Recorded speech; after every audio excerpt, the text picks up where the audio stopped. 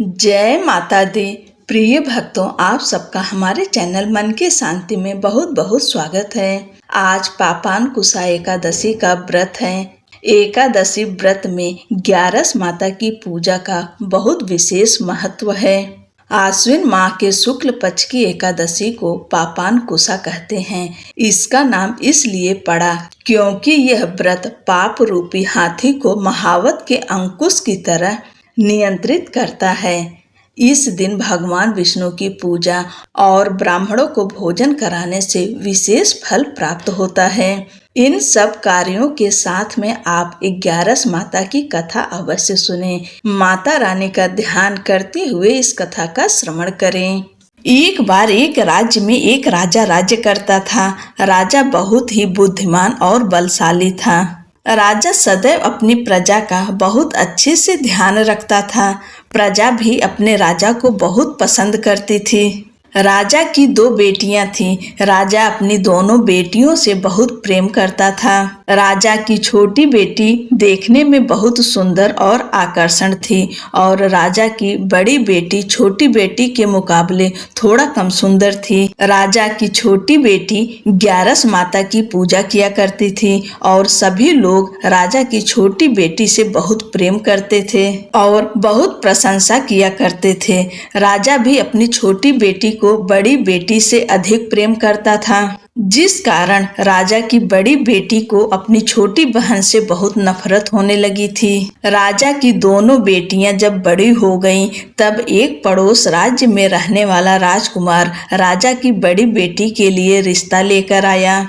लेकिन जैसे ही उस राजकुमार की नज़र राजा की छोटी बेटी पर पड़ी, तो वह राजकुमार राजा की छोटी बेटी पर आकर्षण हो गया और उससे पहली नज़र में प्रेम कर बैठा। उस राजकुमार ने राजा की बड़ी बेटी के साथ विवाह करने से मना कर दिया और उसने राजा से कहा कि मैं आपकी छोटी बेटी से विवाह करना चाहता हूँ। जिसके बाद राजा की बड़ी बेटी यह देखकर अपनी छोटी बहन से बहुत क्रोधित हो गई और राजा की बड़ी बेटी ने अपनी छोटी बहन को अपना सबसे बड़ा दुश्मन मान लिया। राजा की बड़ी बेटी ने अपनी छोटी बहन से बदला लेने का निर्णय लिया, जिसके लिए उसने अपनी छोटी बहन को जान से मारने का प्लान बनाया। राजा की बड़ी बेटी ने अपनी छोटी बहन को मारने के लिए सबसे पहले एक लड्डू में जहर मिलाकर अपनी छोटी बहन को दे दिया और उसको लड्डू खाने के लिए कहा।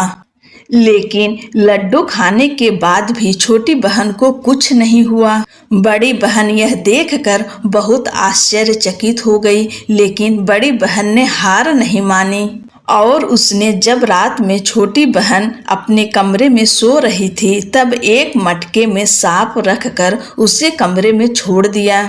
लेकिन सांप भी छोटी बहन का कुछ नहीं कर पाया। जिसके बाद बड़ी बहन ने अपनी छोटी बहन से कहा कि चलो हम लोग कुएं से पानी भरकर लाते हैं। जिसके लिए वह अपनी छोटी बहन को पानी भरने के बहाने कुएं के पास ले गई और उसने अपनी छोटी बहन को कुएं में धक्का दे दिया।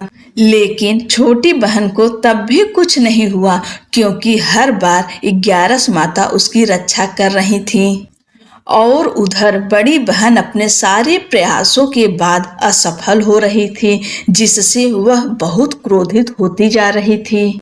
फिर उसने अपनी छोटी बहन के पास जाकर उससे खुद ही पूछा कि मेरी छोटी बहन, तुमको पता है भगवान ने सबकी मृत्यु एक निश्चित समय पर लिखी हुई है और कैसे तुम्हारी मृत्यु होगी, क्या यह तुम जानती हो? तब छोटी बहन ने अपनी बड़ी बहन को बताया कि हाँ, मैं जानती हूँ मेरी मृत्यु कैसे होगी। छोटी बहन से यह सुनकर बड़ी बहन मन ही मन बहुत प्रसन्न होने लगी और उसने अपनी छोटी बहन से कहा कि तो मुझे अपनी मृत्यु का राज बताओ। छोटी बहन ने अपनी बड़ी बहन से कहा कि मेरी मृत्यु तो एक तोते में है। जो तोते के गले में एक हार है, उससे मेरी मृत्यु होगी। जब तक कोई भी व्यक्ति तोते को मार कर वह हार अपने गले में पहनेगा, तो मैं मूर्छित हो जाऊंगी और जैसे ही उस हार को अपने गले से उतारेगा तो मैं वापस से जीवित हो जाऊंगी।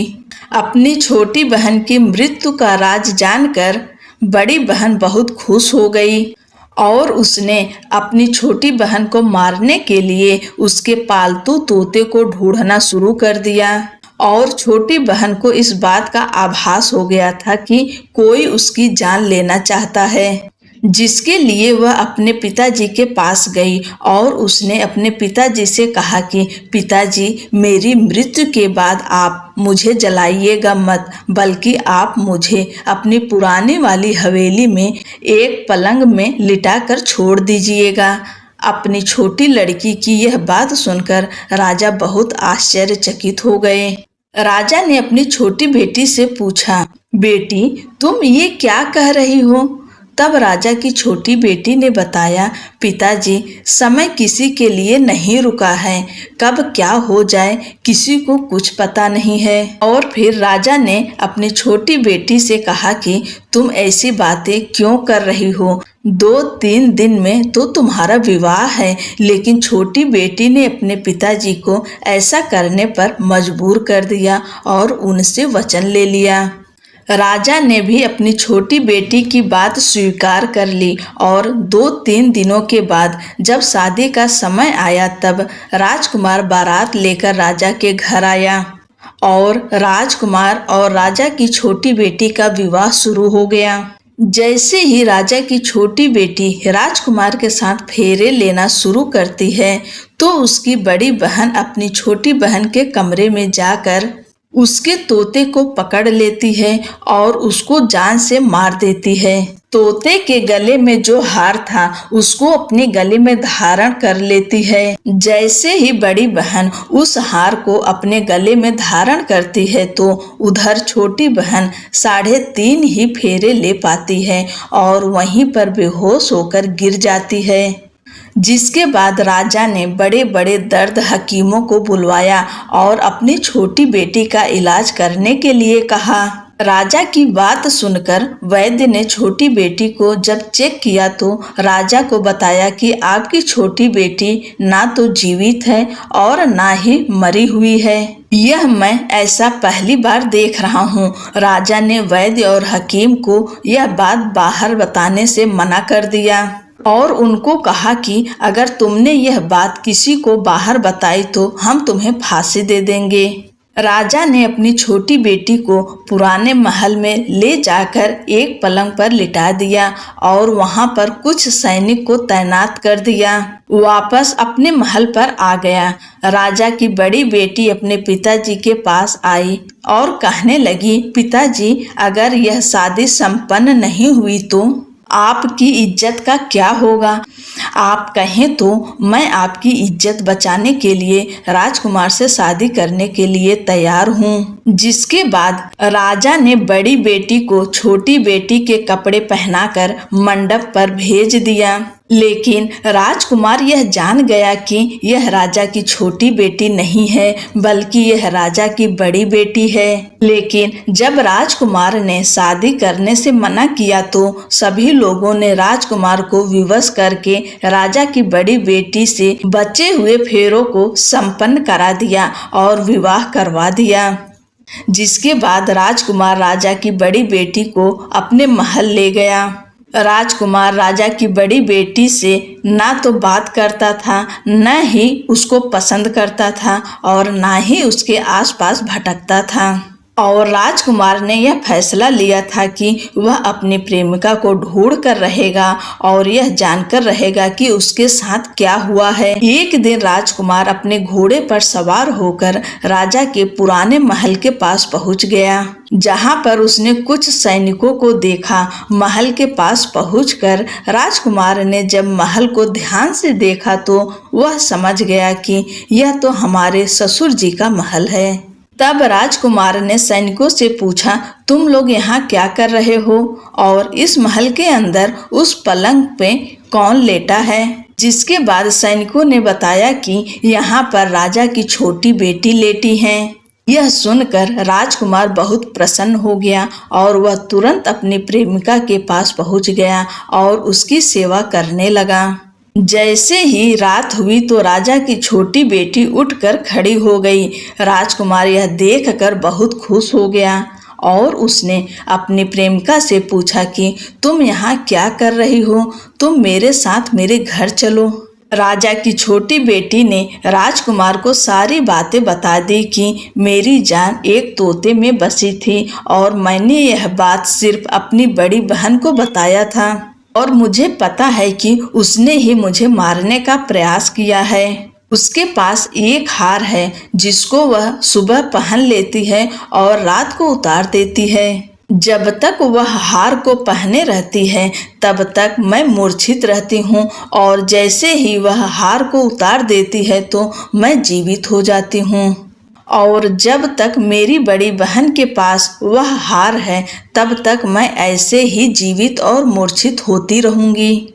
अगर मेरी बड़ी बहन के पास जो हार है वह मेरे हाथ में लग जाए तो मैं हमेशा के लिए जीवित हो जाऊंगी। राजकुमार यह बात सुनकर राजा की छोटी बेटी के पास रहने का निर्णय ले लिया और उसने अपने बचे हुए सारे फेरे उस पलंग पे लेटी राजा की छोटी बेटी के साथ ले लिए और अपना विवाह पूर्ण कर लिया और वहीं पर ही रहने लगा। देखते ही देखते कुछ समय में राजा की छोटी बेटी और राजकुमार की पत्नी पेट से हो गई। एक दिन राजकुमार को किसी काम से बाहर जाना पड़ा। तब छोटी बहन के पेट में बहुत तेज दर्द होने लगा, जिसके बाद उसने 11 माता का आवाहन किया, जिसके बाद वहां पर 11 माता प्रकट हुई और उन्होंने अपने भक्तों के दर्द को दूर किया और एक पुत्र की प्राप्ति करवाई। और वहीं पर अचानक से राजकुमार भी आ गया। राजकुमार ने 11 माता को देखा तो वह आश्चर्यचकित हो गया और उसने तुरंत माता को प्रणाम किया और 11 माता ने राजकुमार से कहा कि जब तुम्हारा पुत्र 5 वर्ष का हो जाए तो तुम अपनी पत्नी का हार लाकर इसके गले में डाल देना। और देखते ही देखते राजकुमार और राजा की छोटी बेटी का पुत्र 5 वर्ष का हो गया। तो राजकुमार अपने बेटे से कहता है कि बेटा, मैं कुछ काम से बाहर जा रहा हूँ, तुम अपनी माता का ध्यान रखना। और वहाँ से चला जाता है। राजा को बाहर निकलता देख बड़ी बहन के सैनिक देख लेते हैं और बड़ी बहन को जाकर सारी बातें बता देते हैं, जिसके बाद बड़ी बहन अपनी छोटी बहन के पुत्र को वहां से उठवा लेती है और उसको मरवा देती है। छोटी बेटी के पुत्र के 2 टुकड़े करवा देती है। पहला टुकड़ा चक्की के पास छुपा देती है और दूसरा टुकड़ा अपनी पलंग के नीचे रख देती है।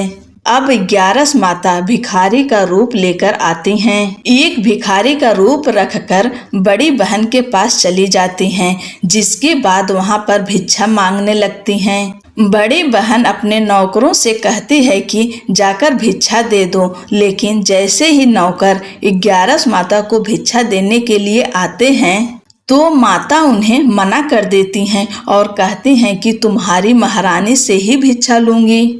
जिसके बाद बड़ी बहन स्वयं ही भिक्षा देने के लिए माता के पास आती है। तब माता एक बिल्ली का रूप लेकर उसके कमरे में चली जाती हैं और वहां छोटी बेटी के पुत्र को 2 टुकड़ों को आपस में जोड़ देती हैं और उसे जीवित कर देती हैं। उसे वहां से ले जाती हैं। राजकुमार अपने बेटे को लेकर अपनी पत्नी के पास जाता है और उसे कहता है कि तुम इसका ध्यान रखना। अगर तुम इस बच्चे का अच्छे से ध्यान रखोगी तो मैं तुमसे बात करूंगा। एक दिन राजकुमार अपने बच्चे से कहता है कि तुम मम्मी के उनके गले का हार मांग लो। जिसके बाद राजकुमार का लड़का अपनी मम्मी के पास जाता है और कहता है कि मम्मी, मुझे तुम्हारा हार चाहिए जो तुमने गले में पहन रखा है। यह सुनकर पहले तो बड़ी बहन बहुत क्रोधित होती है, पर उसको यह याद आता है कि राजकुमार ने कहा था कि अगर मैं इस बच्चे का ध्यान अच्छे से रखूंगी तो वह मुझसे बात करेंगे, जिसके कारण वह हार उस बच्चे को दे देती हैं और वह तुरंत हार को ले जाकर अपने पिताजी को दे देता है। और तभी राजकुमार अपने बेटे को लेकर वहां से जाने लगता है और अपनी पत्नी से कहता है कि तुम हमारे लिए खाना बनाकर रखना, मैं शाम को आकर तुम्हारे साथ खाऊंगा। और वह अपने बेटे को लेकर वहां से चला जाता है, जिसके बाद वह राजा के पास जाता है और उनको सारी बातें बता देता है। राजा अपनी बड़ी बेटी की यह करतूत सुनकर बहुत क्रोधित होते हैं और अपनी परवरिश पर ही दोष देने लगते हैं और राजकुमार को अपनी छोटी बेटी के साथ रहने के लिए आदेश देते हैं। बोलो एकादशी माता की जय, 11 माता की जय। ही एकादशी माता, जैसे आपने राजा की छोटी बेटी के ऊपर अपनी कृपा, अपना आशीर्वाद बनाए रखी हैं, वैसे ही कहानी कहने, सुनने और हुंकारा भरने वाले सभी के ऊपर अपनी कृपा, अपनी दया बनाए रखिए। आप सभी को एकादशी व्रत की ढेर सारी शुभकामनाएं।